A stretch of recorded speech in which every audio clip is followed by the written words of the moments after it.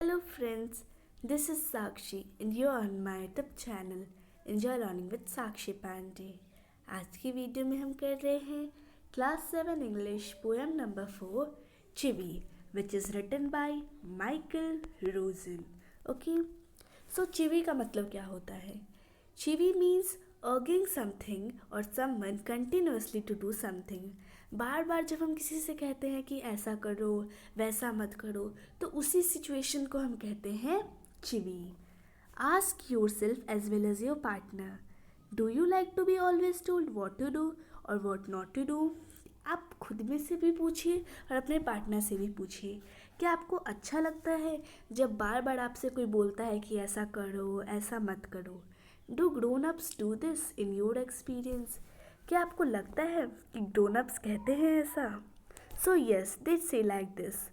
When Michael was 5 years old, poet यानी कि Michael रोजन की बात हो रही है कि जब माइकल 5 साल के थे, his mother took him to nearby school for admission.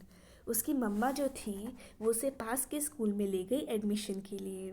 The teacher asked, what does your mother call you at home child. उसकी टीचर ने पूछा कि बेटा घर पे आपको आपकी मम्मा क्या बुलाती है। तो बड़े ही कॉन्फिडेंटली उन्होंने कहा माइकल डोंट। यानी सिंपली वो बताना चाहते थे कि उसकी मदर दिन भर बस उसे कुछ ना करने के लिए ही बोला करती थी। कुछ नोट दिया है वो पढ़ लेते हैं। To chivvy is to nag. किसी को चिवी करना मतलब उसको नैग करना। It means continuously urge someone to do something. बार बार किसी को कहना कि ऐसे करो, और कभी कभी तो ये अनोइंग परेशान करने वाला भी हो जाता है डिक्शनरी के हिसाब से। अब आप पोएम पढ़िए। Grown up says things like speak up, don't talk with your mouth full, don't stare, don't point, don't pick your nose। यानी बड़े बूढ़े जो होते हैं वो कुछ इस प्रकार से आदेश देते हैं कि जवाब दो, मुंह में कुछ चबा रहे हो तो बोलो मत, घूर कर मत देखो, किसी की तरफ इशारा मत करो, अपनी नाक में उंगली देकर साफ मत करो, उठ कर बैठो, धन्यवाद बोलो, ये सब चीज़ें।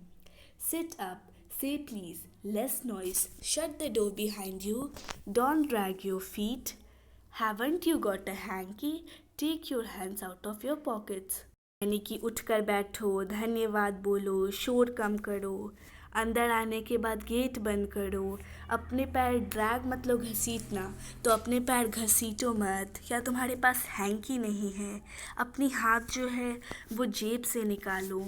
पुल your socks up, stand up straight, say thank you, don't interrupt, no one thinks you are funny, take your elbows off the table, can't you make your own mind up about anything। यानी अपने मोजे जो है उसे ऊपर घसीटो, सीधे खड़े हो, धन्यवाद बोलो, बात चल रही है तो बीच में मत बोलो, कोई भी ऐसा नहीं सोचता कि तुम्हारी बात बहुत ही फनी है। अपनी कोहनी यानी एल्बोज को मेज से हटाओ।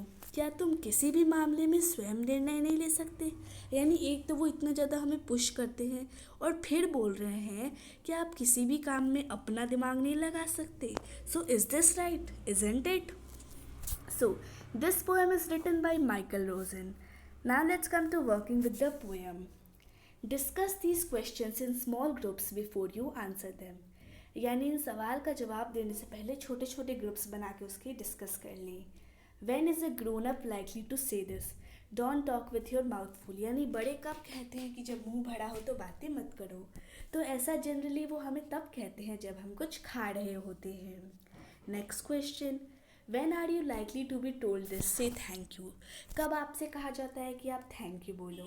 So you are likely to be told to say thank you when any service is done for you। तो आपको थैंक यू बोलने के लिए तब कहा जाता है जब आपके लिए किसी ने कुछ किया हो। When do you think an adult would say this? आपको क्या लगता है एक एडल्ट कब कहता होगा कि आप बिल्कुल भी फनी नहीं लग रहे हो? So an adult would say this when a child cracks a joke or laughs। जब वो खुद ही कोई जोक बोले और हंसे तब ऐसा पेरेंट्स बोलते होंगे। Next, the last two lines of the poem are not prohibitions और इंस्ट्रक्शंस। यानी लास्ट की जो 2 लाइन्स है वो ना ही प्रोहिबिशंस है और ना ही इंस्ट्रक्शंस है। What does the adult now asking the child to do. तो अब जो बड़े हैं वो बच्चों से क्या करने को कह रहे हैं? क्या आपको लगता है कि ये अनरीजनेबल है? क्यों? So, the adult is asking the child to learn manners and take decisions like grown up. यानी अडल्ट जो हैं वो ऐसा इसलिए कह रहे हैं ताकि बच्चे जो है मैनर्स सीख जाए और बड़ों की तरह डिसीजंस सीखना लेना भी उन्हें आ जाए. Next question. Why do you think grown up say the kind of things mention in the poem? आपको क्या लगता है ग्रोन अप जो है वो ऐसे क्यों कहते हैं?